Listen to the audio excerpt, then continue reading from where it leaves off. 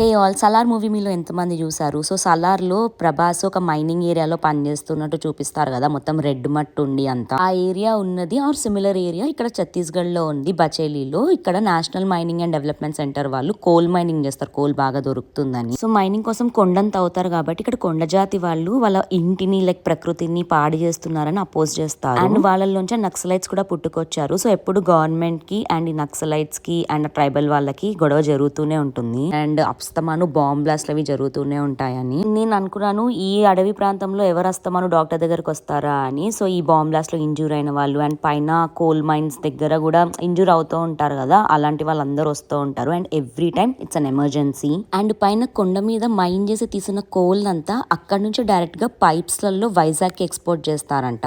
వైజాగ్ లో see port ఉంటుంది కదా, అక్కడ నుంచి బయటకు ఎక్స్పోర్ట్ చేస్తారని చెప్పారు. ఇక్కడికి వచ్చాక అర్థమైంది సిటీలో లైఫ్ కి ఇక్కడ వాళ్ళ లైఫ్ కి ఎంత డిఫరెన్స్ ఉందో కదా.